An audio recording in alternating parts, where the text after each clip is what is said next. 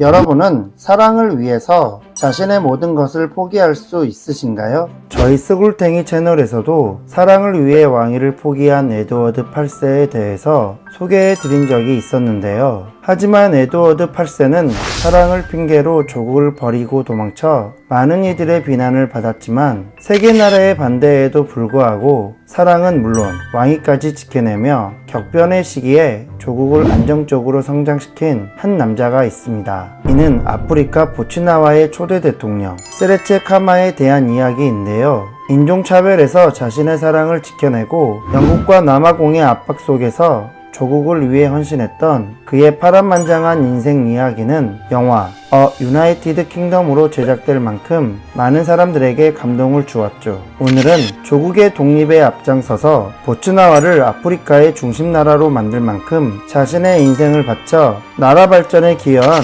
세르체 카마의 러브스토리와 인생 이야기입니다. 스굴탱이! 아프리카 왕자 세르체 카마.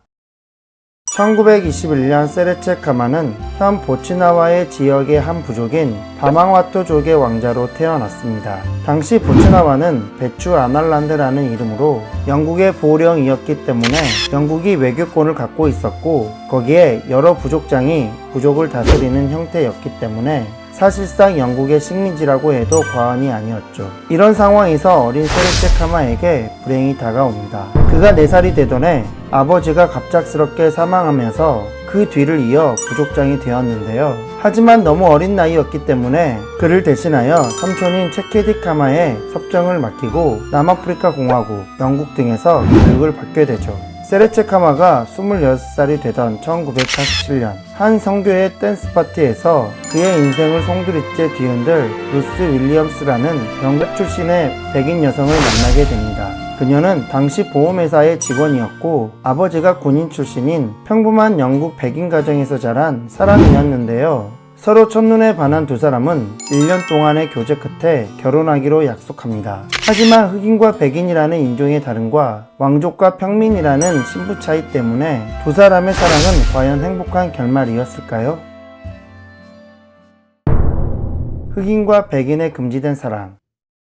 당시 영국에서는 아무리 왕자라고 하더라도 흑인 남성이 백인 여성과 결혼하는 것은 결코 있을 수 없는 일이었고 평민 녀석이 왕족과 결혼하는 일반적인 신데렐라 스토리가 아니었기 때문에 이 소식은 영국은 물론 아프리카에서도 핫 이슈였죠. 그리고 양쪽 가족들의 반대 또한 엄청 심했는데 특히 군인 출신이었던 루스 윌리엄스의 아버지는 흑인 남성과의 결혼을 강하게 거부했고 세르체 카마의 삼촌과 부족의 원로들 또한 부족장은 같은 부족인 바망와토의 여인과 결혼해야 한다는 원칙을 내세우며 그녀와의 결혼을 크게 반대했죠. 하지만 이 두 사람은 양쪽 가족들의 부정적인 분위기에도 불구하고 비밀리에 결혼식을 올리게 됩니다. 결혼식을 올리고 아내와 함께 조국으로 돌아온 세르체 카마는 당시 부족의 섭정을 맡고 있던 삼촌 체케디에게 결혼 무효 선언을 하라고 요구까지 받을 정도로 부족의 극심한 반대에 부딪히게 되죠.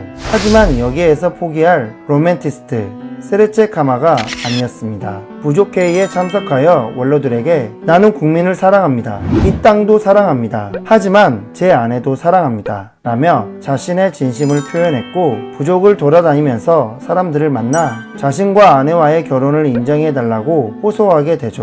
그 결과 세르체 카마는 부족장 회의에서 부족장의 지위를 유지하게 되었고 그의 부인 루스 윌리엄스도 베추 아날란드의 왕비로 당당히 인정받게 됩니다. 부족원들의 동의를 얻어낸 이 두 사람은 동화 속 왕자 공주처럼 행복하게 잘 살았을까요? 대답은 NO.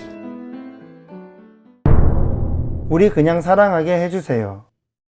우여곡절 끝에 각각의 가족들에게 결혼 허락을 받은 두 사람의 결혼 문제는 엉뚱한 곳에서 다시 터지게 되는데요. 베추 아날랜드의 옆나라인 남아프리카 공화국이 반발하면서 이들의 결혼은 국제 외교 문제로 비화되게 됩니다. 갑자기 남의 나라가 웬 참견일까 라고 생각될 수 있지만 당시 남아프리카의 패권을 장악하고 있던 남아공은 극단적인 인종차별 정책인 아파르트헤이트를 펼치고 있었는데요.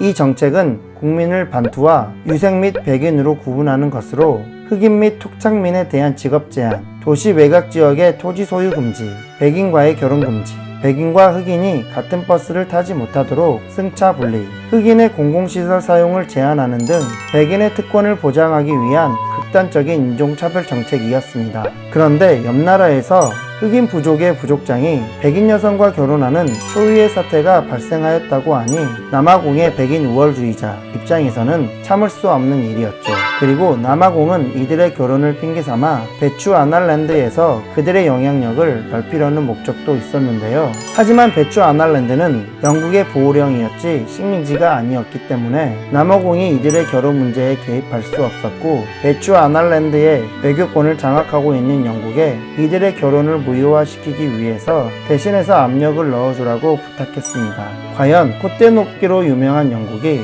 영국 보호령에 불과한 남아공의 의견을 받아들였을까요? 당시 영국은 윈스터 처칠의 보수당 내각이 물러나고 애틀리 총리의 노동당 내각이 집권하던 시기였습니다. 본래 노동당 정권은 보수당에 비해 인종정책과 식민지 정책에 관대했지만 애틀리의 노동당 정권은 2차 세계대전 직후에 심각한 전쟁 부채에 시달리고 있었기 때문에 이를 해결하기 위해서는 남아공의 금과 다이아몬드가 필요했죠. 이러한 여러 이익관계에 맞물려 노동당 정권은 세레체카마의 부족장주의를 박탈하고 이들을 배추 아날란드에서 추방하라는 명령을 내리게 됩니다. 이 일로 인해서 1951년 세레체카마와 루스 윌리엄스 부부는 반강제적으로 영국으로 망명을 선택하게 되는데요. 자신의 사랑을 지키기 위해 사랑하는 조국에서 추방되어야만 했던 세레체카마는 아마 이때 조국의 독립을 꿈꾸지 않았을까 생각해 봅니다. 새로운 시작 보츠나와. 남아공 백인 우월주의자의 편에 서서 유색인종이라는 이유로 세레체카마를 압박했던 애틀리 노동당 정부의 결정에 대해 영국뿐만 아니라 많은 나라에서 히틀러의 유대인 차별 정책과 비교하며 많은 비난을 하게 됩니다. 결국 영국 정부는 수많은 비난 여론을 의식한 듯 이들 부부에게 개인적 목적에 한해서 배추 아날랜드의 입국을 허락하게 되고 1956년 이들은 꿈에 그리던 조국으로 돌아오게 되죠. 그리고 세레체카마는 결혼과 추방 과정에서 조국의 나약함을 느끼게 되었고 배추 아날랜드의 독립을 꿈꾸고 정치인의 길로 들어서게 됩니다. 그의 정치 인생은 거침이 없었는데요. 1961년 민주당 창당, 1965년 총선에서 압승, 그리고 비록 영국의 보호령이지만 배추 아날랜드의 1인자인 총리가 되었죠. 그리고 거기에 멈추지 않고 헌법을 제정하여 배추 아날랜드에서 보츠나와로 국명을 바꾸고 영국으로부터 당당히 독립을 선포하게 됩니다. 그는 보츠나와의 초대 대통령이 되어 가난했던 조국을 발전시키기 위해 1980년 그가 최장암으로 운명을 다하기 전까지 보츠나와의 번영을 위해 최선의 노력을 다하게 되죠. 그 결과 보츠나와는 내전과 전쟁이 끊이지 않는 아프리카 대륙에서 정치, 경제적으로 비교적 안정된 몇 안 되는 국가로 성장하게 됩니다. 스물탱이!